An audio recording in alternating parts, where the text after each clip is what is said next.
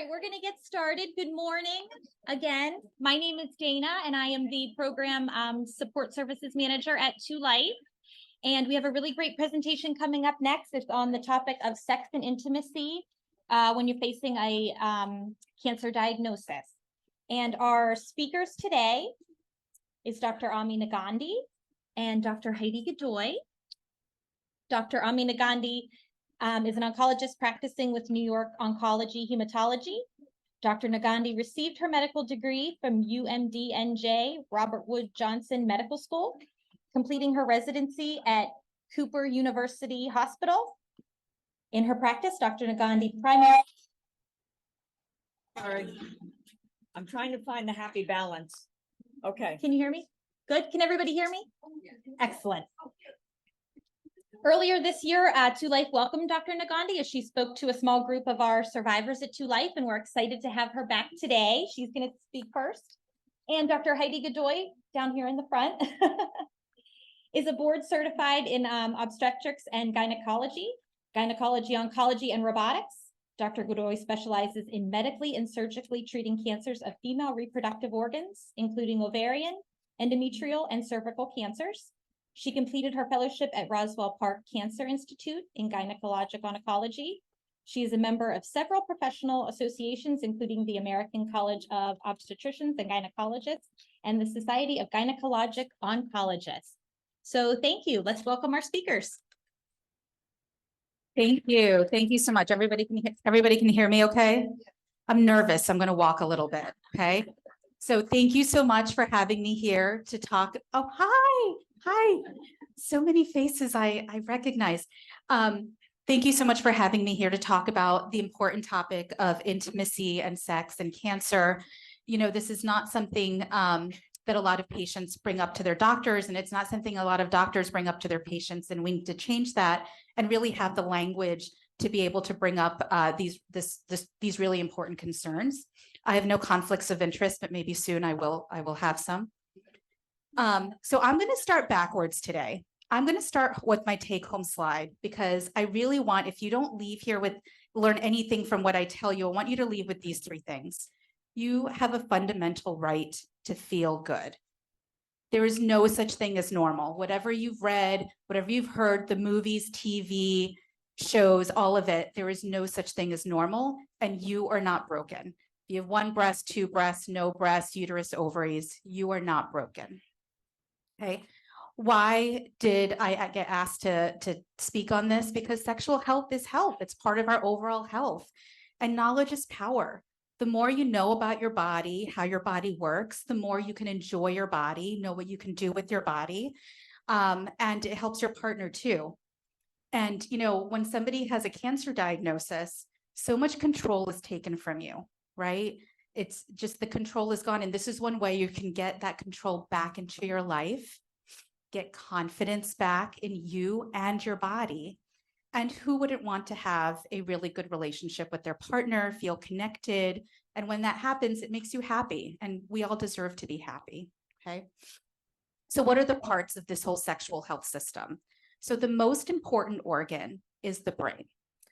You don't have any other body parts, but you have a brain. You can have a very fulfilling sexual life. Okay. That's the most important, followed by the bottom of our spinal cord and the nerves that come out into the pelvis. And then finally, the pelvis and the genitals that these nerves innervate. This is the parts that Dr. Godoy is going to be talking more about. Okay. So when we talk about desire, libido, intimacy, you know, what are we talking about? What are the things that come into play? So there is a working theory of desire and libido that has to do with accelerators and brakes, like in your car. Okay. What are the accelerators? The accelerators are our sexual excitation system. It's subconscious.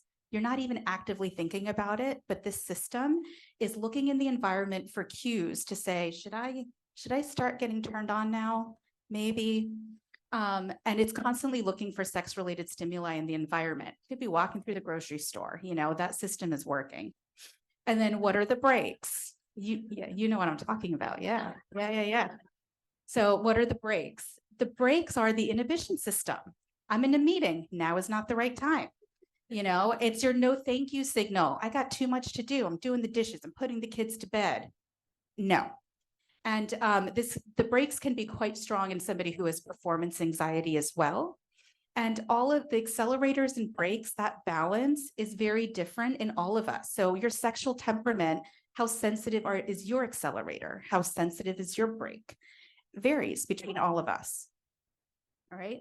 So let's talk about some of the brakes. We live in a sex negative culture in general. Okay. We don't talk about sex. And except for what's given to us in social media and TV, I have a daughter in middle school, and oh my goodness, the things that we have to contend with. There is a $1 billion industry that makes money off of us feeling bad about ourselves. You need makeup, you need to be thinner, you need Spanx. God, Spanx. You know, so there are lots of companies that profit off of us not feeling good about ourselves. You need to have this hair, your nails, you know, your legs, whatever you name it. We're constantly getting signals to feel bad about ourselves unless we buy these products. There's also a weight stigma. Is this okay? There's also a weight stigma in society. So much of the country is obese, but we still have this weight stigma around obesity, and whether it's sexy or not, or how. Negative self-talk, you know, we don't even realize that we could be having this automated talk constantly going in our heads. Oh, I'm just not good enough. I'm not tall enough. I'm not thin enough. I'm not pretty enough. Who would want to see me? And then you add cancer to that, you know, and it can get significantly worse. Lack of time, you know, lives are usually busy, and then you get a cancer diagnosis and oh my goodness, they just get so much busier. Hormonal changes. Hormonal changes are a big one that can happen and can totally change things sexually.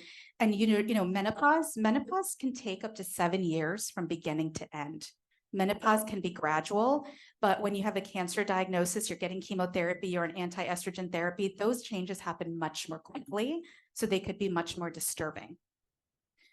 How's the relationship with the partner? Usually you have stress in your life, it can strain your relationship, and that can definitely impact your breaks. Feeling inadequate, I don't need to say anymore with all this stuff. Fear of pain, you know, when you're on hormonal deprivation or chemotherapy, sex can become painful. And just when your body realizes that, it really turns on the brake. There's a lot of guilt and shame around sex in our culture. Depression, you know, mood changes can definitely impact the brakes. Lack of trust in your body. This is not the body you're used to, that you know, that you're comfortable with. It's changed rather quickly. And then that can lead to a poor body image, and that definitely impacts the brakes as well. And then I want to take a minute to talk about just stress in general, stressors, because back in the day when we were living in villages and huts, that is how we developed the stress system in our brains. So say, you know, we're like 30,000 years in the past, and we're hanging out in our village, and we walk into the woods or wherever lions are, we see a lion, and that starts the stress cycle, right? There's a beginning of the stress cycle. You see this threat. When you get a cancer diagnosis, you get the cancer diagnosis, and that starts the stress cycle. The middle of the stress cycle, you have to decide what to do. Am I going to fight? Am I going to run away? Or am I going to freeze and play dead, right? With the lion, you can fight, you can freeze, you can run away, but with cancer, it's in your body. You can't really run away from it, right? So a lot of people have the freeze response when it comes to that. You're just sort of like frozen, like a deer in headlights. And then at the end, you either get away from the lion or you don't. If you get away from the lion, you run back to your village. Everybody celebrates, and that ends your stress response cycle. Animals, when they're playing dead, once the threat is gone, they get up and they do this like shaky thing, you know, and that shaky thing gets that stress energy out, and that is them ending the stress response cycle. But what I have seen when I see so many of you in the office is, for a cancer diagnosis, is that stress response cycle ever done? Is that threat ever gone, right? Your family, your partners could all celebrate the end of chemo, the end of everything, but you are like, I don't feel like celebrating. I still feel like this is going on. And so when you're stuck in the stress response cycle, how sexy does that make you feel? Right? Not very. So I think this is important to know just psychologically. So there are things that you can do to try to ease out of the stress response cycle. I can't go over them now because my time is limited, but maybe next time. And then knowing versus feeling, your doctor can tell you, look, it's done. You did it. You have no evidence of disease. But then patients say, but I don't feel that way. I feel that threat is still there. And that's the fear of recurrence. So there is anxiety of cancer recurrence is a real thing. It can be very stressful. It can really impact your quality of life. Again, there are things that can be done about that, counseling, mindfulness, et cetera, that I can't get into here. So what are some of the accelerators, right? Everybody has an erotic universe up in your brain, your most important sexual organ. You get to decide what's in there. Is it Outlander? Is it Star Trek? Is it the male delivery man? Is it your high school math teacher? You get to decide, and it's totally up to you. There's no judgment, right? I don't know what's up in there, and you don't know what's up in mine. So it's really tapping into that, and that changes with time. And to see like who gets to get in and who has to get out of your erotic universe. But it's not a planet, it's not a satellite. There is an entire universe of things for you to tap into up into in your brain. Sights, sounds, tastes, what feel good to you, places, situations, less stress, more time definitely helps. And then just a little bit more about how our bodies work. I'm moving on from the accelerators and brakes here. So how did we come up with our theory of how our bodies respond sexually? It was all based on men. And it's all really old, it was done really long time ago based on men. And for men, what's going on up in here tends to match what's going down in their genitals.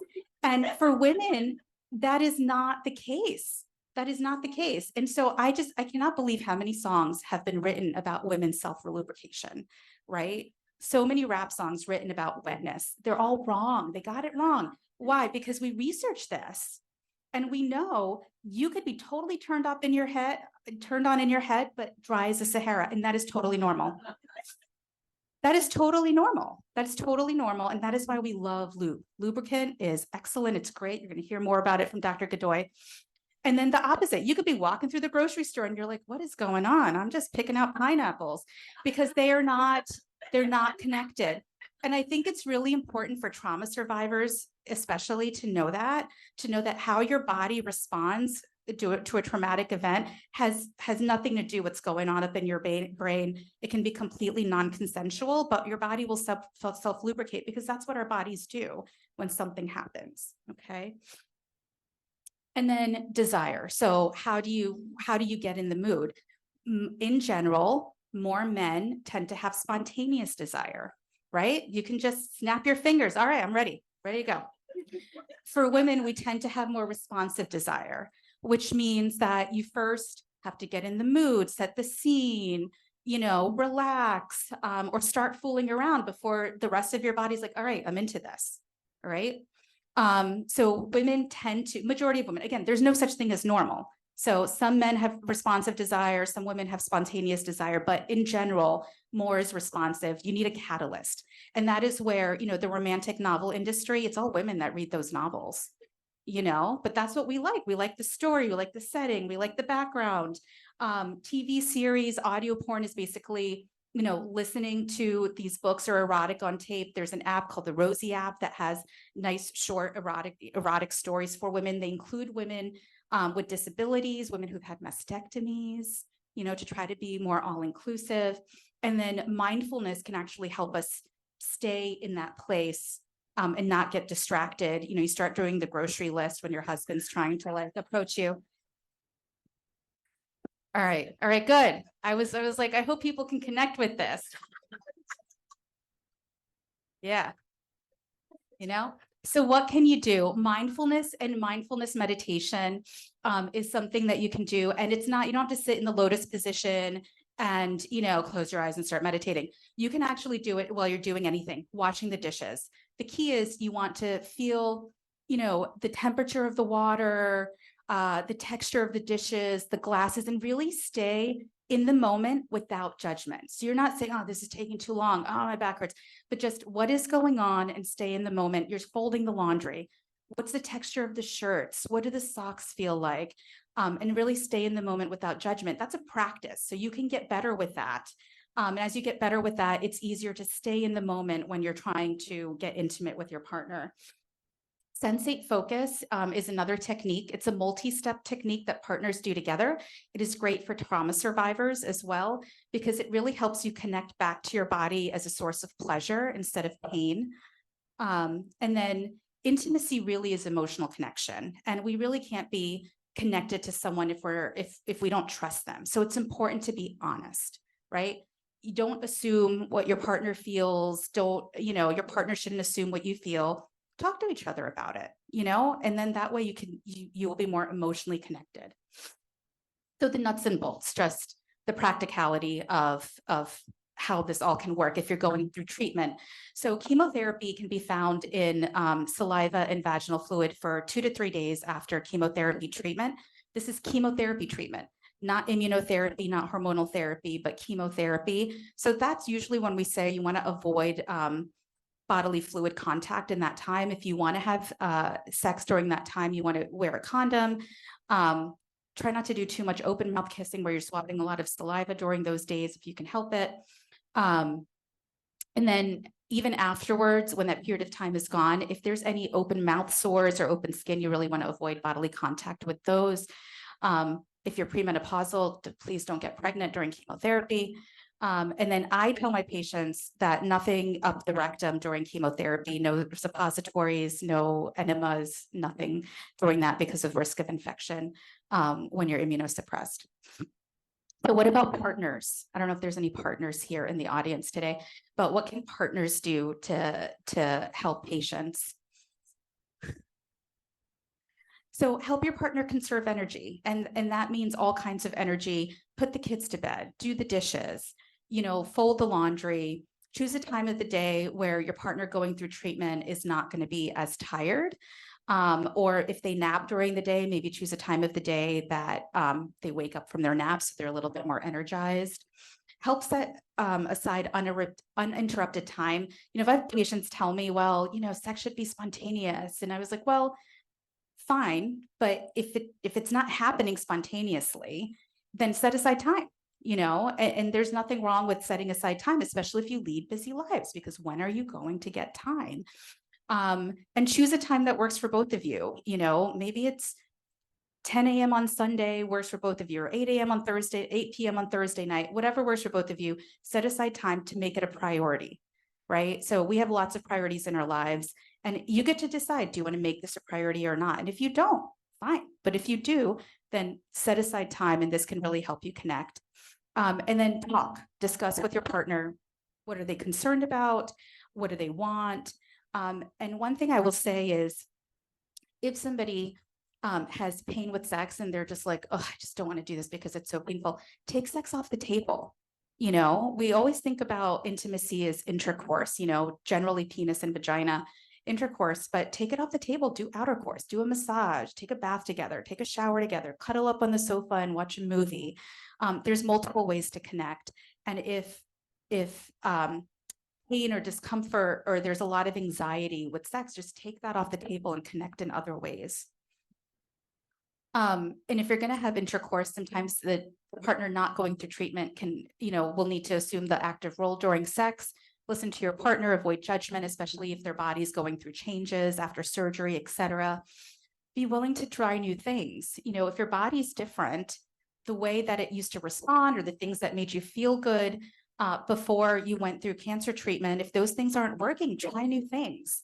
And be willing to try new things together. So there was a study that was done on couples who were married for a really, really long time, and they looked to see what helped keep the spark alive, what helped keep couples really connected after they were just together forever.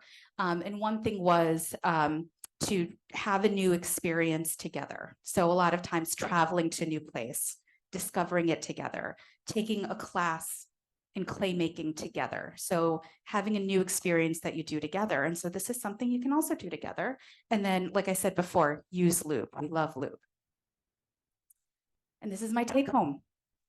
You deserve to feel good.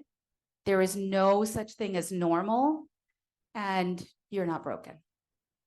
Thank you.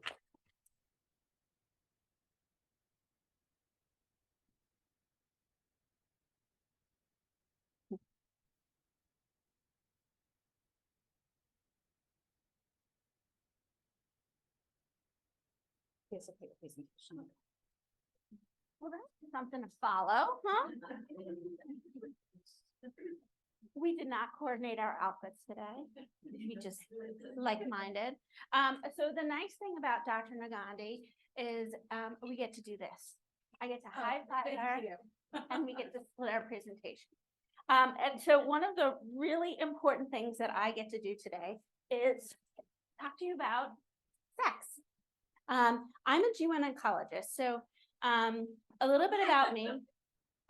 This is like from my age. So I think a lot of you are probably in my age. And so whenever I talk about sex, I'm like, I want to sing this song. I am a terrible singer, but like, this is my jam, right? Like, so I really loved this growing up, or the OPP, right? Like, so you guys all remember that. So salt and pepper, let's talk about sex. So I feel like it's as a gynecologist, I see a lot of vaginas every day, right?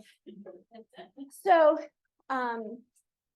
I realized that delivering babies wasn't like my life's dream after I started an OBGYN residency. And so, oops. So I had to make the best of it because I knew I wanted to do something in women's health and I knew I wanted to help people. But how was I going to do that? Well, I had an attending who like took I think pity on me because interns were never allowed to go to the OR. And I was napping all afternoon because I'm so efficient. I probably have a little bit of like ADD and some OCD. And so like I was done with all my work in the morning. And so I went to the OR because he was like, you can't nap all day. Come and learn something. So that's why I got interested in GYN oncology. And so for me, I get to do soup to nuts, right? Start to finish. So patients come to me for their GYN health. They come to me for cancer health. And so one of the really nice things that I get to do at NYOH, just what Dr. Neghandi did, I get to high five her and she's like, all right, this is a physical thing. People need below the waist kind of, you need to do the GYN exam. And I don't know why GYN exams just come to the GYN. I mean, Dr. Neghandi's fabulous and I'm sure she could do a perfectly fabulous pap smearing. But I do give good pap and I've been doing it for a long time. And so for me, one of the most important things I can do is I can provide really good and comprehensive GYN care. Because I think once we have our babies, we say, oh, we're done with those parts, or you know, we don't need to go see that. But the most important thing I can have you do is when you go see your gynecologist or your APP or your PA or whoever's doing your GYN care, they ask you, are you having sex? Are you using your vagina? And I usually use very informal words. Are you using your vagina? When was the last time you used your vagina? Right? And like you have to be very frank and and then the follow-up question is, do you want to use your vagina?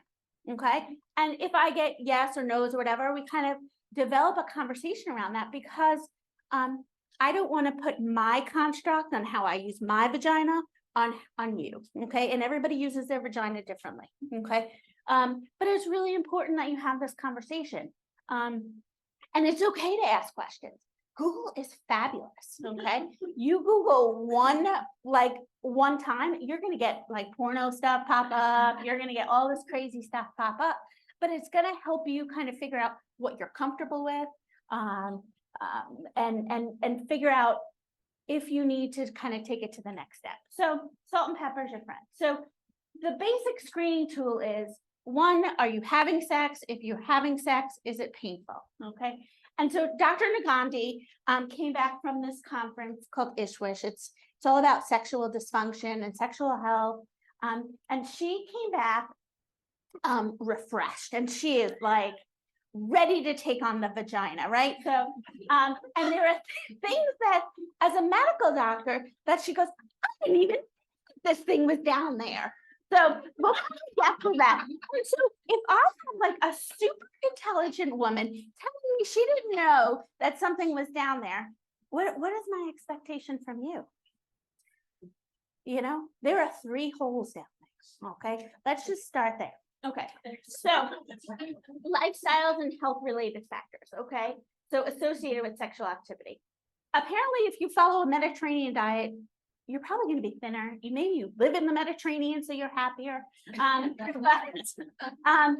Traditionally, people will have increased sexual activity, normal BMI, social support system, and they exercise. If you're experiencing, and like, hello, I'm in my 40s, I'm experiencing that, vasomotor symptoms. I don't sleep great. I have issues with my bladder because I've had some babies. Like, oh yeah, I'm on the scale too of my libido is probably decreased.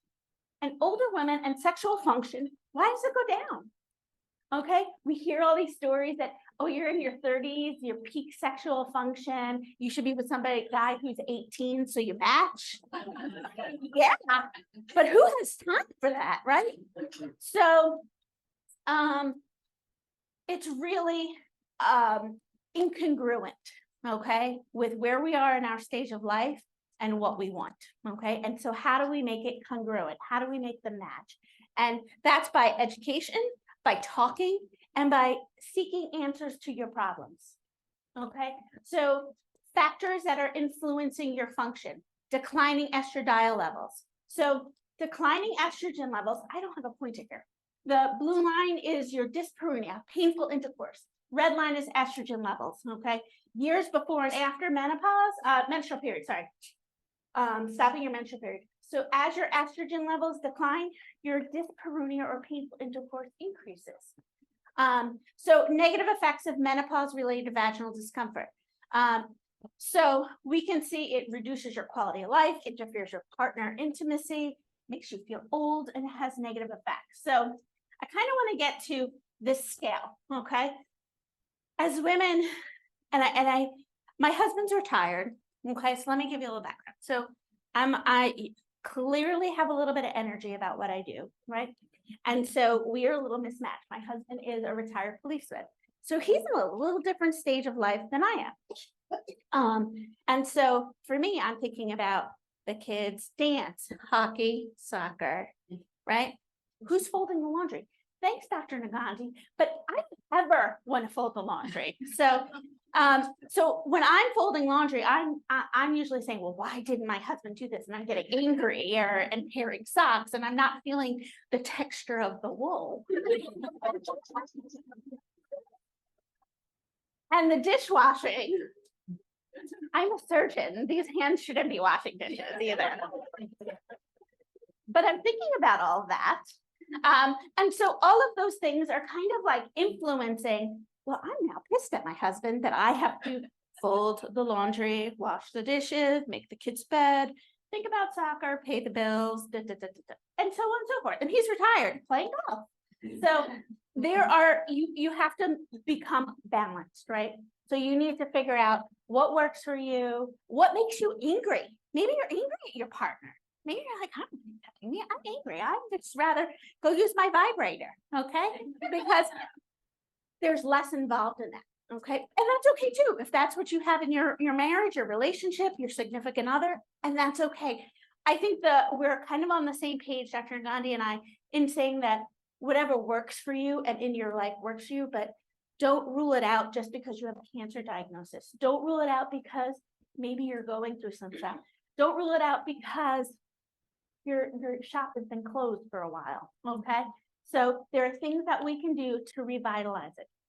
When I was a med student, we had this attending that said, grandma's having sex and she's doing it well because she's been doing it longer than you, okay? So it's okay, to use your vagina. It's okay. You don't have to shut it down after you hit menopause, okay? And so I'll give you a little interesting factoid that people in nursing homes are having more sex than you think, okay? And they're having sex with multiple different people. So you see an increased rate of cervical dysplasia and cervical cancer in your 70 and 80-year-olds who are living in nursing homes or these retirement communities. Yeah, so about the pineapple, sometimes they have an upside down pineapple. Everybody know what that means, right? And they're swimming. I'm not lying, but this is for Dr. Neghandi, okay? So let's talk about what we have down there, okay? And it's okay if you get a mirror and you go home and you want to look at it. it's yours, okay? It is yours and it's okay. So this is the vagina. This is your urethra, okay? Your anus is down here and this is your clitoris, okay? Somebody came in my office the other day and they were like, is it clitoris or is it clitoris? I said, well, it's not a Ford Taurus. I said, so, okay, so you say how you like. The vestibule is what Dr. Neghandi is very interested in because she felt like this was not pointed out on Netter when we were going through anatomy and physiology in first year of med school, and she's 100% right. It was not. So the vestibule is the outside, okay? So prior to engaging in any sort of sexual activity or riding a horse, you have a hymen, okay? So your hymen is essentially an area that is like a ring, okay? And so when I was learning how to repair episiotomies as a first-year obstetrical resident, which I hated, mind you, they used to say, put the colors back together because it's a little bit darker purple than pink. And so the hymenal ring is almost like a purplish color when you're kind of putting things back together, just FYI. And so that's where your hymen is, okay? And then in the hymen, outside the hymenal ring is your vestibule, okay?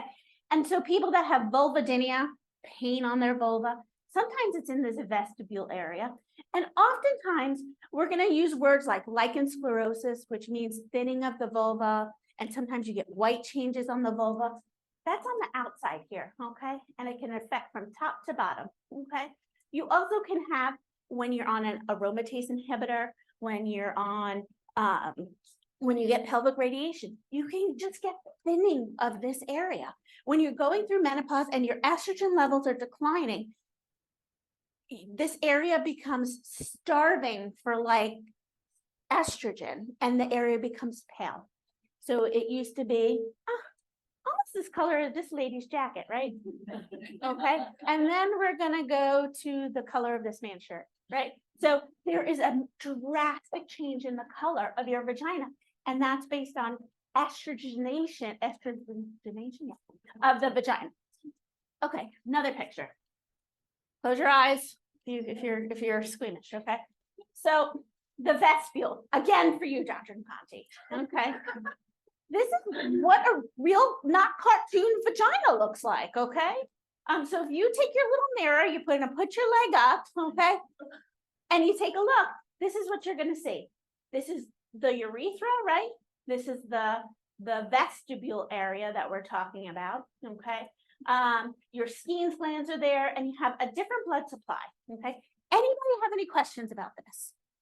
Anybody? I will not make fun of you if you ask a question. Okay. Now we're back to cartoons, okay? Let's talk about real quick, shaving, waxing, pubic hair. It's not a dirty word, okay? So should you do it? Everybody is different, okay? I will tell you that I see all types. I see lots of vaginas a day, like I said, and everybody has a different preference. Some people like to be Chewbacca. Some people like to be as bare as a baby, okay? The only thing I would say is do it for yourself, okay? Pubic hair has a function in that it not just keeps you warm, but it provides some level of a barrier for the vagina. It also can prevent stuff from going in the vagina. So there are benefits to pubic hair, okay? Some people find that it detracts for them, so whatever. But if you're getting folliculitis, inflammation, if you're shaving and you have boils and things like that, take a break, okay? Use a different path, okay? And there are multiple ways you can remove the hair there, okay? But just be mindful, okay? So there are a couple people you can see if you have a problem with your vagina. You could see a gynecologist. You could see a urogynecologist. You might want to go see a pain specialist, sometimes a dermatologist, and sometimes a pelvic floor physical therapist is going to help you out the most, okay? With helping how to figure out how to use the muscles, okay? These are all muscles, okay, that we can contract, that involuntary or voluntarily, and we can learn to use them and make them stronger. So, I kind of want to, I have a lot of slides because I have a lot to say. But let's talk about lubricants. Water-based lubricants rarely cause any reactions. They're usually well tolerated, and they don't stain your clothes. That's like something important to know. If you're going to use something, is it going to stain your bed sheets? Is it going to stain your clothes? It doesn't just like stay in you. As your body heats up, those lubricants and the creams, they kind of leak out of you. So be mindful of that, okay? And so it can affect you. So mineral oil, petroleum jelly, baby oil, it could be an irritant to the vagina. I tend to stay away from those types of products, okay? And they can also affect your birth control if you're using latex condoms or a diaphragm. Avocado, peanut oil, corn oil. If you have a nut allergy, don't use them, okay? Mindful. Silicone-based products also are long-lasting and waterproof. So I tell people your vagina, once you kind of go through menopause, is like your face. You have to moisturize it every single day to keep the water content in it, okay? And in doing that, you know, it says every 3 days, every 2 days. I think you can use it every day, okay? If you are having a lot of issues with vaginal dryness, it's okay to lubricate your vagina or moisturize your vagina like you moisturize your face, okay? And there are a bunch of products out there. Replens is fabulous. Halo GYN is fabulous. Do you have a preference as to what you tell your people? Good clean love. Good clean love, yep. Hyalogen. Yep. So, and people can use it every single day. It could be a little pricey, okay? So try and find the cheapest version of it and go with it. It's all hyaluronic acid based, okay? And so what it's doing is it's dropping the pH in the vagina, which is kind of the normal thing to do because as we age, the pH in the vagina can increase. Okay. I don't know how much time I got left. Here's the time check. Okay. Okay. Vaginal estrogen. It's not a dirty word. Okay. I know that a lot of women with estrogen receptor positive tumors, we get nervous, right? We get nervous of putting people on estrogen. I'm not talking about systemic estrogen. I'm talking about estrogen in the vagina. Theoretically, it's not systemically absorbed. And there has been no study to date that demonstrates getting vaginal estrogen increases your recurrence of breast cancer. Okay, so you need to understand that. But that does not mean we go willy-nilly. We don't put 5 grams up in our vagina. We don't put 5 tablets up in our vagina at one time, okay? And you need to be followed, okay? What are our options? There's vaginal estrogen cream, okay? So it's estrase and Premarin. Those I tend to use for outside stuff, okay? If you have a lot of thinning on the outside, I tend not to use it for the inside because it's a fair amount of estrogen that you're putting up there, not estrogen, but cream you're putting up there. And as your body warms it, it kind of melts out and it's a mess. It's a really messy. I tend to go with the E-string or the Vagifem. Okay, I think patients do really great on that, and it's administered almost like in a tampon dispenser where it'll insert a tablet up into the vagina. Usually prime the vagina for about 2 weeks, and then every 2 to 3 days you can place a new tab. What is the role of testosterone? There have been some great phase 3 clinical trials looking at using testosterone suppositories. The problem about getting this is usually through your insurance, getting it approved, okay? But tends to help with dyspareunia, so painful intercourse, and some of the genitourinary symptoms of menopause. All right. questions. I'll go back to any slide. Somebody just tell me what slide they want me to go back to. Yes, ma'am. That one. So the other day, my daughter is gonna be 9. And as a gynecologist, I feel like I am obliged to make that change when she's kind of gonna go through her change and get her cycle, which completely terrifies me. As a gynecologist, it terrifies me, yes. And so I bought all these books, right? So I want to be prepared. And so I just left them on the counter. I bought like 4 or 5 books, right? And I got them off of Amazon, and so I put them on the counter, like just hoping like she's gonna look at them. And so she comes home from school, and so I see her looking through the book, and she's like,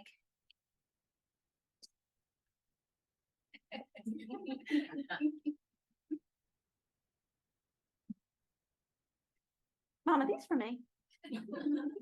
I was like, "Yeah." You ordered the wrong books. These are not for me. People in this book. I was like, yeah, I know. It's, and then I start to explain to her about it's when your body starts to change. Mom, that's disgusting. And so how do you normalize that? Because at 47, it's still not normal to me, and I'm still uncomfortable with it. And I am a gynecologist. So my expectation is when we use the right words, when we put it in a positive connotation, and we start early and just keep talking about, let's have a dialogue about this, okay? If you come and see me and you're like, all right, let's talk, okay? Use what words you know, I will educate you, and we'll move forward, okay? Because it's really important, and it's how you're going to continue to use your parts, okay?